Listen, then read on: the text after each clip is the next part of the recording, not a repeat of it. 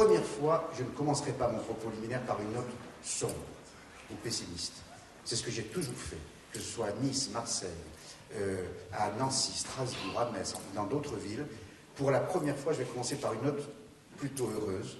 Et vous avez eu la gentillesse d'évoquer effectivement mon adolescence à Villeurbanne, adolescence heureuse. Alors, ça n'est pas un propos de circonstance, puisque je l'écris dans le livre, qui comporte deux versants.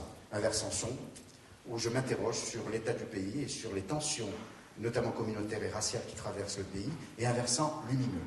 Et Villeurbanne a été pour moi un moment magnifique. D'abord de paix, c'est aussi bête que ça, c'est aussi prosaïque que ça. J'ai 11 ans, je quitte l'Algérie avec mes parents, avec mes frères et sœurs, et je n'entends plus en arrivant à Villeurbanne le bruit des bombes, tout simplement, les hurlements ou les cris de souffrance et de détresse. Hiver 61-62, j'allais en bicyclette à l'école, je me suis pris des gadins et des chutes, vous n'imaginez pas. Villeurbanne était une patinoire géante, Lyon également, mais ce grand froid, je l'oubliais, grâce à l'accueil de la maman italienne qui était au 4e étage, notre voisine, grâce à tous mes camarades de collège. À l'époque, malheureusement, l'école n'était pas encore mixte, donc je parle que de garçons, qui étaient évidemment Villeurbanais de souche, mais aussi enfants d'Italiens, enfants d'Espagnols, enfants de Portugais. Nous avions fui la guerre et ils avaient fui le chômage.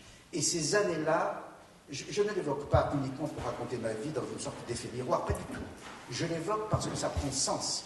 Et je le dis dans ce cadre qui est le vôtre aujourd'hui, et pour le coup, ma présence ici aussi fait sens dans ce que vous appelez le RISE, et où vous travaillez pour la mémoire et pour la cohabitation entre les différentes communautés. Eh bien, ces années bonheur ont été celles, comment dire, j'ai vécu aux États-Unis, on appelle ça le melting pot aux États-Unis, je dirais volontiers creusé. Les années républicaines.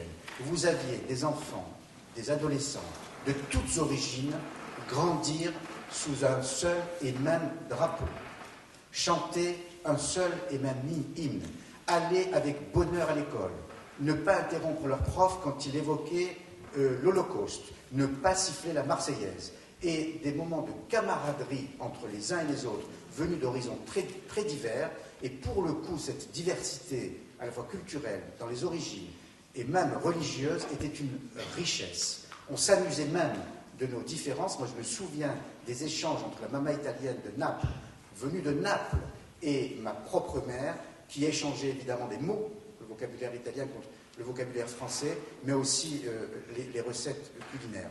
Et pourquoi je l'évoque avec bonheur dans ce livre, qui s'appelle Blessure, c'est tout simplement pour montrer que la France, et les personnes de ma génération me comprendront, a connu ces années-là, démocratiques, républicaines, ce creuset-là, où la France a su faire grandir ses enfants d'origines très diverses, voilà, dans un seul et même climat de paix, de fraternité, de liberté et de laïcité. Je sais bien que ce sont ce qu'on appelle aujourd'hui des mots valises, qu'on transporte un peu partout, mais ce sont des mots qui faisaient sens à mon époque, et je l'évoque pourquoi?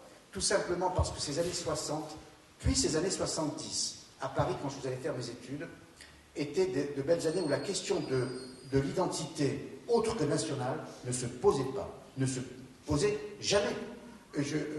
Adolescent ou à 20 ans, je ne me souciais pas de savoir qui était catholique, protestant, musulman ou juif. Et mes copains ou mes copines non plus. On ne se posait pas la question.